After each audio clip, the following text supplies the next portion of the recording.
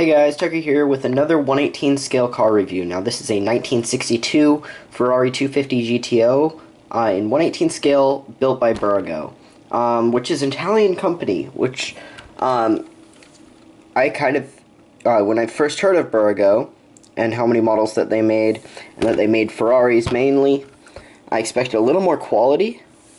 There isn't a whole lot of quality in these Burgos. They're quite cheap. I think I got this one for around 30 bucks, although I got it quite a while ago. But if you're just looking for a car to look at, this is probably the car for you, because they're just cheap and you can get them to look at. One thing that Bburago has always had problems with: panel gaps. That door, you can close it, but it just pops out again. And that's the same problem on the other side. The trunk and hood aren't nearly as bad, but everything seems kind of flimsily made, if that's a word. Also, this is a used model. I've had it for quite a while, and I lost the door handle, so ignore that. We'll just show you the door handle on the other side. The door handles move, but they do not latch anything. The doors are very sticky. They don't really move with a lot of ease. They're very sticky. And they're very thin. These ones don't have panels at all on the inside. There's no lining at all for the doors, which annoys me quite a lot. That's been my biggest complaint about this car, or one of them. But since I just got this car to look at, I have kept it, and I really like it. So I'm just going to put that out there before I complain about it a lot. The other main complaint that I have: look at the steering wheel. The wheels are straight. Steering wheel is turned, and even when the steering wheel is straight and the wheels are turned, right? Let's see if we can get that turned all the way straight. The Ferrari badge, which is a sticker, is still off. It's still not straight on there. And I could peel it off and put it on straight, but that might mess up the car a bit. I might try and modify this later, try and unscrew it, take it apart, because if you look at the steering mechanism, if you look in here, let's see if you can see it. Let's see. There's the shaft there that goes to the steering wheel. If we turn the steering wheel, that turns, right? And that turns these. That moves this bit through a gear right there. And I might be able to just take this off and move that gear and fix that problem. So that problem may be fixable, but I haven't done any work like that to this car at all. This is exactly how I got it. I actually bought it used from a hobby shop downtown, and yeah, it's Bburago. It's kind of like a cheap company. If you're looking for at 1/18 scale cars for any cheap company, I would go with S.p.A. S.p.A.'s got some great models, and they're of good quality, and they don't have a lot of broken pieces or panel gaps or anything like that. But Bburago has Ferraris, so that's the only way I could get my hands on a super cheap 250 GTO.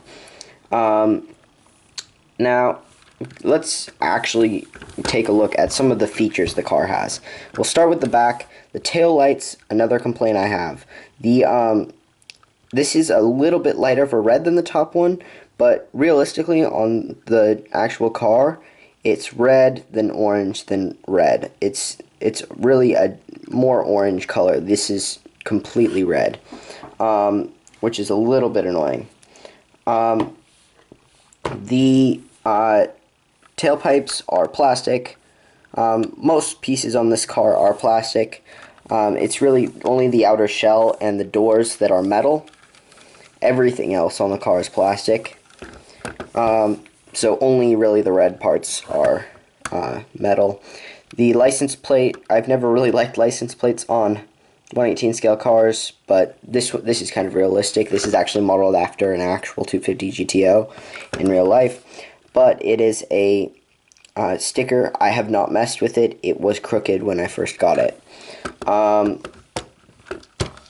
I actually like this lining and the trim on the windshields, and on the gas cap. All of the chrome is done very well. It has not worn a whole lot, which is really nice because I kind of mess around with this car a lot, try and figure out different ways to display it so it looks good. There's the corresponding license plate. Again, it's a sticker and it's peeling. This one's on a little more straight, but it is quite, it's not the best quality. It's just not great. All of the emblems, see, this one's not even straight in that little indentation. This is a sticker. This one's a sticker. They're all stickers, and these stickers annoy me even more because there's a red part around the sticker. It's not just the yellow, which is just bad quality by Bburago. I really don't like it. Anyway, moving on to the wheels. Another complaint I have, these spinners don't spin with the wheels. They stay in place, unlike the actual 250 GTO. Wheels turn very smoothly. I like that a lot about this car.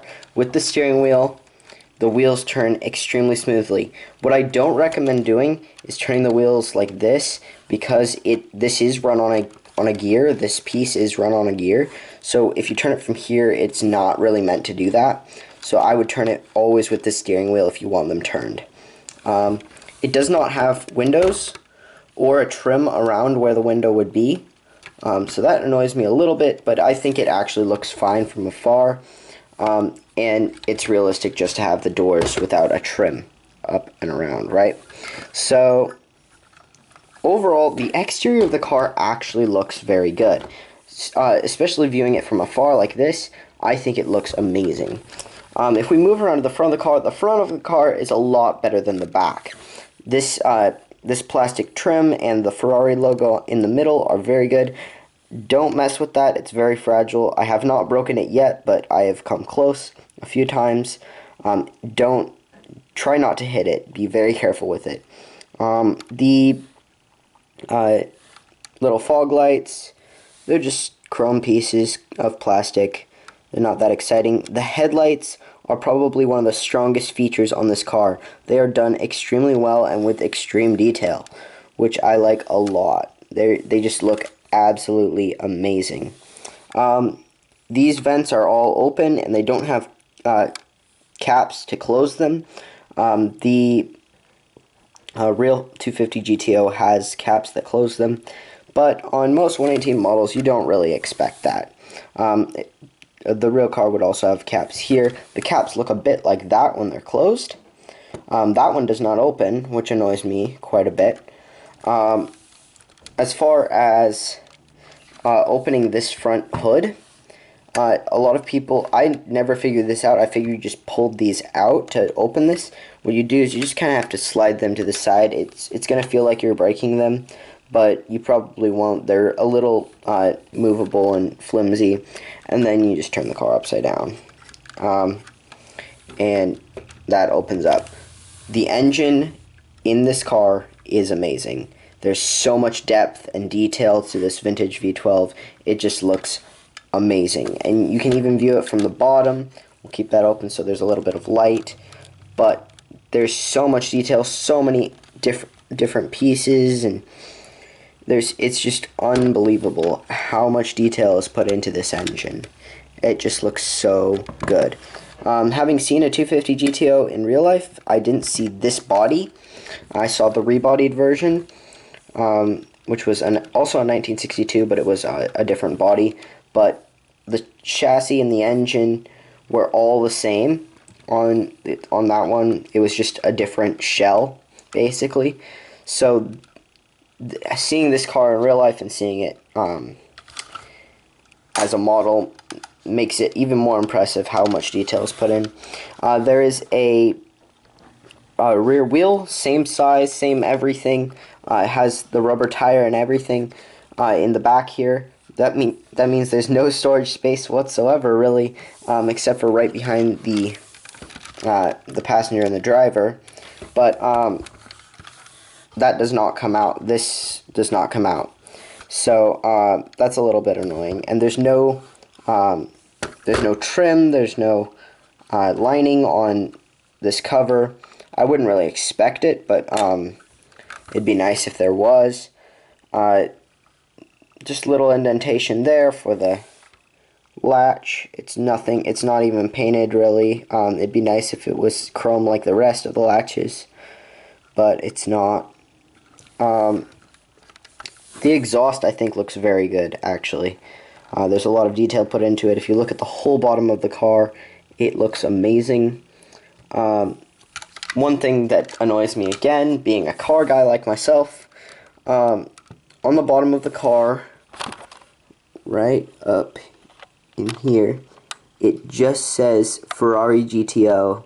I really wish it said Ferrari 250 GTO, because that's more realistic. There are currently 3 Ferrari GTOs. There's the Ferrari 250 GTO, the 288 GTO, and the 599 GTO.